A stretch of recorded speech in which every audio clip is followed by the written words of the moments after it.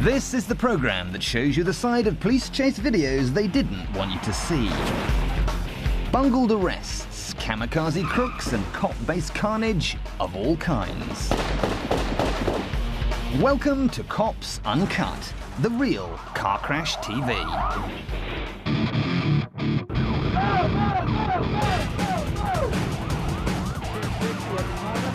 On my way.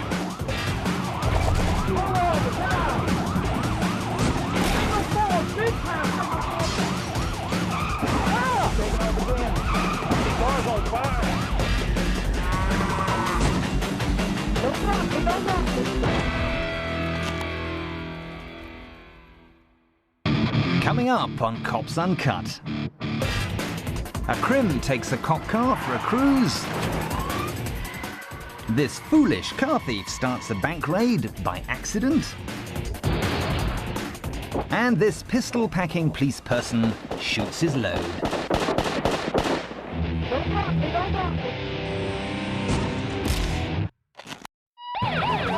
For car thieves, stealing a police cruiser is perhaps the holy grail of Grand Theft Auto. In fact, the stolen cop car ahead was nicked from right under the noses of duty officers at the Logan County Sheriff's Department, Ohio. Now the red-faced cops want their property back. But in his four-wheeled police disguise, the crook weaves effortlessly through the traffic. He's obviously becoming quite accustomed to how other drivers move out of his way. So when one doesn't, the chase comes to rather an abrupt end.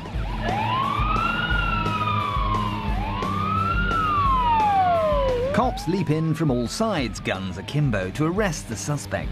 Sadly, it appears they're all too busy to help this poor old guy here, the driver of the car that got a high-speed rear-ending. He looks like he could do with some serious attention, but no one else seems particularly interested. He totters around for a bit and then just walks off, checking himself into the nearest hospital. As far as the cops are concerned, it's another job well done. The stolen cruiser might be smashed into several pieces, but at least it's back in police custody, along with the crook who nicked it. All of which calls for a slap-up celebration at the nearest donut shack. On my way. The windscreen you're currently looking through belongs to the vehicle of one Deputy Phil Humphreys, cream of the Alabama Police Department. When Phil Humphreys catches his crooks, he likes to go that extra mile to humiliate them by putting them on camera. He turns his dashboard camera around 180 degrees for a unique perspective of the action inside the car. You're also, in my opinion, you're intoxicated. How much you had to drink tonight?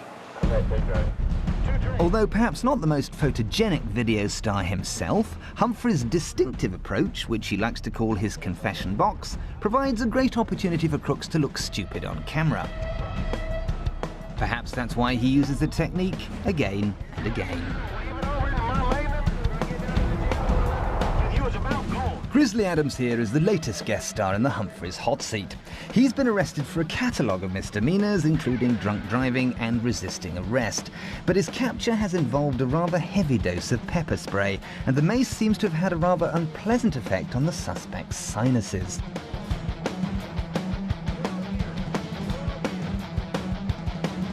Blinded, miserable and dripping with mucus, what this chap needs more than anything in the world right now is a man-sized tissue. But his earlier misbehaviour has clearly earned him a place in Deputy Humphrey's bad books. And when the officer returns to the car, he has little time for his snot-ridden suspect's woes. Officer, please. I don't bargain with you. You shit all over the place, and I don't bargain with you. Our talks are done. The guy has obviously rubbed Humph up the wrong way, and the trooper wants a full explanation for his confession cam collection. Because you maced me. I maced you because you didn't do what I told you to do 5 times. I told you before I did it I was going to mace you if you didn't do it, didn't I? You said back up. I said if you don't do what I say, I'm going to spray this chemical mace in your face. You had fair warning that was coming. Is that camera? But as the suspect's confusion continues, it emerges that mucus may not be the only disgusting discharge involved. Yes, it does. Yes, sir, it does. Please wipe my face off, sir. I'm not touching your face. You have human feces on your face. I do not. You do. You've rolled around and shit on the ground over here where you shit on yourself all over the parking lot where you ran from it. Well, I wouldn't have shit on myself if you wouldn't have maced me. And I wouldn't have maced you if you'd have done what you were told to do. As a token of his appreciation, the guy leaves Humphreys a little present on the back seat. While Humph goes to check some details with the other officers, the burly bogeyman decides to go for broke and fakes a heart attack. Officer, please, I'm sorry, please. I need to talk to you, please. But our deputy has no interest in the man's amateur dramatics, so Snot-Nose tries to appeal to the viewers back home. Hello, camera. I can't breathe. Left alone again, the suspect runs through a whole range of emotions, from anger to confusion, What happened? and finally regret. I could have got away. But he didn't get away. Instead, he got a full face of mace, and worse, You have human feces on your face. and landed himself a starring role in Deputy Humphrey's latest police video nasty. Hello, camera. Still to come, this ex-cop finds himself on the receiving end of the law. And incompetent cops can't stop this guy, so he stops himself.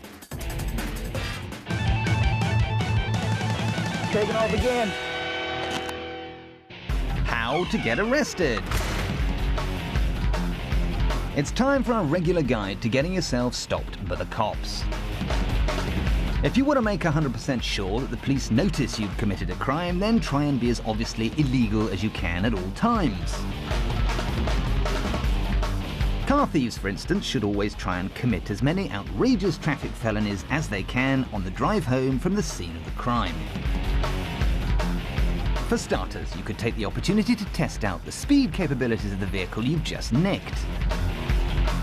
And if doing 120 in a 50-mile-an-hour zone isn't enough, you could always try your hand at a few amusing illegal stunts. Those with a death wish will no doubt be drawn to the swerving through traffic at ludicrously high speeds trick. This largely consists of swerving through traffic at ludicrously high speeds, although preposterous and psychotically high speeds are also acceptable. Extra points will be awarded to any particularly insane maneuvers, such as overtaking vehicles with millimeters to spare. Naturally, the police will use all the cunning at their disposal to try and stop your vehicle. They might, for example, throw a spike stick vaguely in your direction in an attempt to blow out your tires. But if they're not very good, then you might have to offer them a bit of added encouragement by running your own car off the road and almost crashing into street furniture, such as this road sign. Now that your tyres are nice and muddy from that off-roading, you can really make sure you wind up the officers in the car behind by showering their windscreen with crap. Although it might take some slower cops a few moments to realise the glass is actually dirty. Remember, the best way of getting yourself caught by the cops is to ditch your car altogether and run off on foot. At this point, you'll have lost all of your original speed advantage, posing the question, why steal the car in the first place? But you can at least rest safe in the knowledge that you've had a great day out, and you'll be spending the night in a nice warm cell, all at the taxpayer's expense.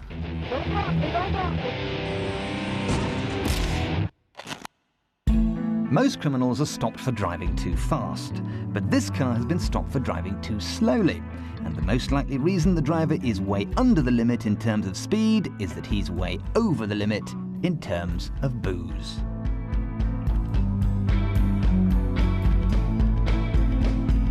To confirm their suspicions, the officers carry out a series of highly scientific tests. First comes the trouser test.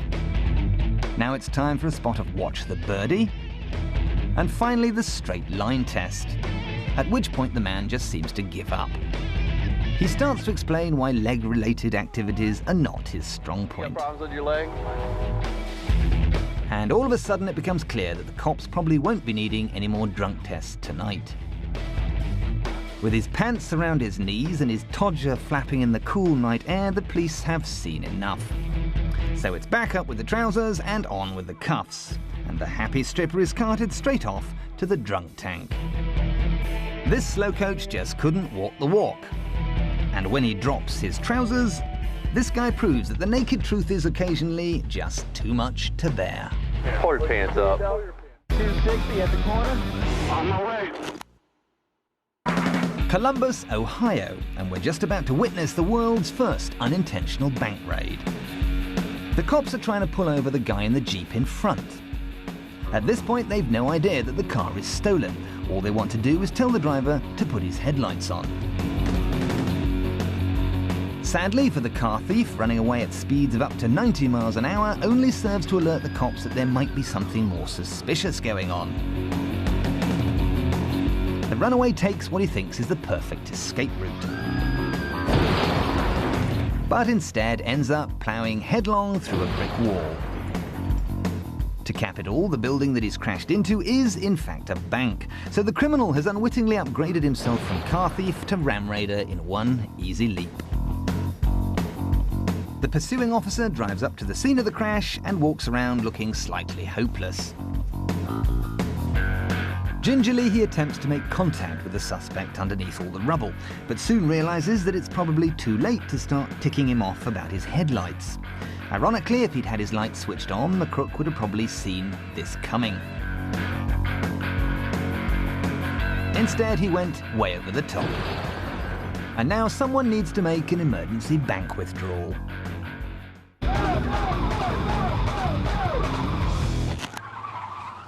Over to Texas now for some trigger-happy TV. This hillbilly and his friend have been stopped by the cops for various driving offences.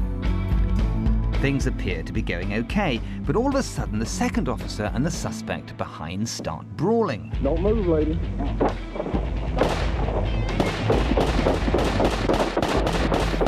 Only after he's unloaded his entire clip in the direction of the fleeing man's back does the trooper head off in pursuit, at which point we can hear a third female officer making the capture off camera. Better drop it. Get down on the ground. Get down on the ground. But what exactly provoked the cop to use lethal force?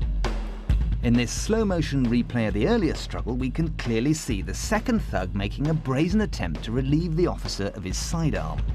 So, the cop's attitude is, if he wants the gun so badly, then let him have it. Amazingly, the cop manages to miss with every single shot, but it's scary to think how things turn from a civilized discussion to a potentially deadly situation. Messing with the cop's weaponry is clearly a big no-no in the Lone Star State. Taking off again. This is Dave. Dave used to be a cop, but tonight we find him moping about the car park outside Big Lots. It turns out that he's been reduced to the lowly status of security guard and his girlfriend has just dumped him. Poor Dave has just hit rock bottom. Luckily, half of the Ohio police force, Dave's former colleagues, are on hand to help him overcome his personal issues.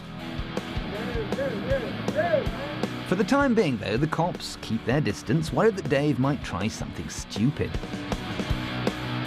From the back of his car, Dave brings out what looks like a baby seat. And inspired by this heart-rending image, his friends decide it's time to shoot Dave with special chalk-filled beanbags. Dave drives off in a cloud of chalk to go and be miserable somewhere else. The cops follow their tragic ex-workmate through the streets of Wycliffe City, but tonight just isn't Dave's night. It turns out even his car is against him. He blows out a tire in the middle of the highway chase, sending out a spectacular shower of sparks and making him easy prey for the pursuing police.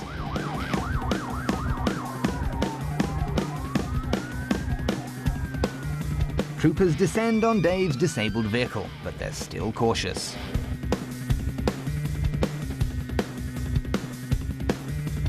Someone spots what could be a weapon, and the cops back away. The sad figure of a man exits his car once again, but this time there's a gun in his hand. Dave makes what the psychiatrist might call a cry for help. And in reply, the cops let him have it with the beanbags again. Now it's much easier to drag Dave out of his car and give him the great big group hug he so obviously needs. Here's a man who lost it all: his job, his girlfriend, and even control of his vehicle. But luckily, when this ex-cop loses the will to carry on, his ex-colleagues are there to make sure he's full of beans.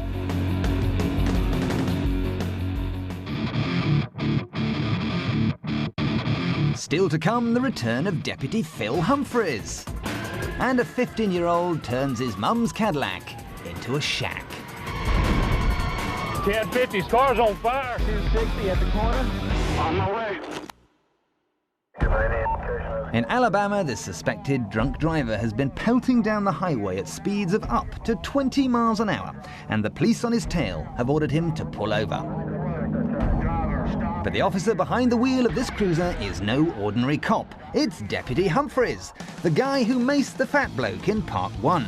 Now he's on the prowl for his next video victim. A little further down the road, an ambush has been set up. You can just make out the second police car here. With two cars working as a team, Humphreys and friend try to box in the swerving Chevy. The other cruiser even makes contact with the car as they force the driver to turn onto a side road. Humphreys is just itching to get this guy in the back seat for a spot of confession cam action. But the suspect isn't interested in becoming the deputy's latest video star and tries to make a break for it. He off-roads onto the central reservation. Hump, however, sticks doggedly to his tail as he drives through a ditch. Despite driving the wrong way down the highway, Humphreys attempts first contact.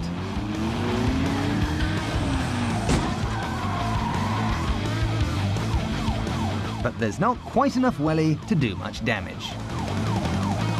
So as the squad cars hurry to reassemble their box, the deputy spots the ideal pit moment.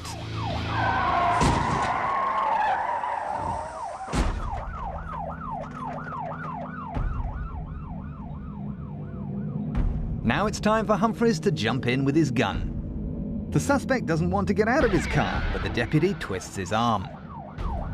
Opening the door, he pulls the man out of the car, gets him onto the ground, and then sits on him.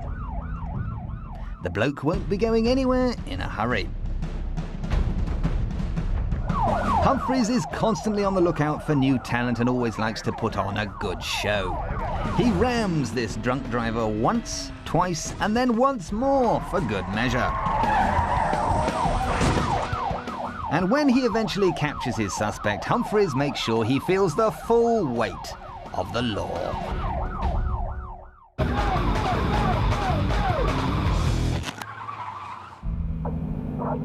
The police negotiator at the scene of this domestic disturbance has given the suspect every chance to surrender. But this neighbor from hell is accompanied by a large, ferocious dog, which he obviously intends to use to aid his escape. Straining to control his mastiff, the man motions for the officers to fall back. But instead, the order is given for the cops to move in, and the man is taken out by an amazing flying tackle. It's a smackdown, and the crowd goes wild.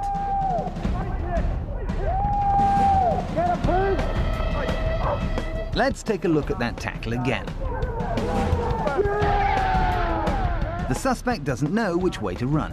He hops to the left to try and avoid the trooper charging at him from the right. But the real danger comes from the other side, where an ex-high school football star throws his full weight into the suspect and knocks him flat. Several other officers celebrate their team's victory by jumping on top of each other. This domestic bully is obviously on the losing side, and there's no doubt who has the biggest tackle. But not even this cop has the balls to take on the dog.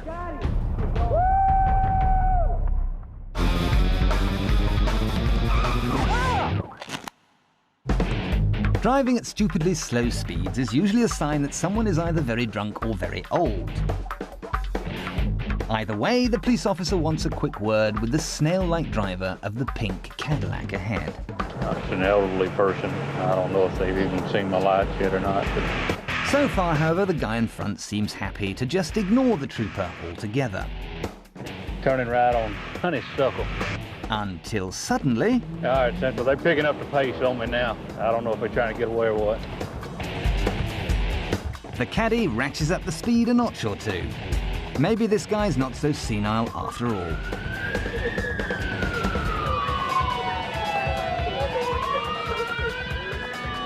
This straight stretch gives him a golden opportunity to show off his V8 engine and put some space between himself and the cop.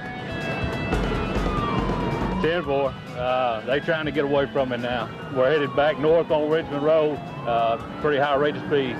They're leaving me. I can't keep up with them. For a moment, it looks as if nothing can stop the Cadillac from getting away. Except then something does. A telegraph pole. It turns out that the guy in this wreck isn't even drunk, and he certainly isn't elderly.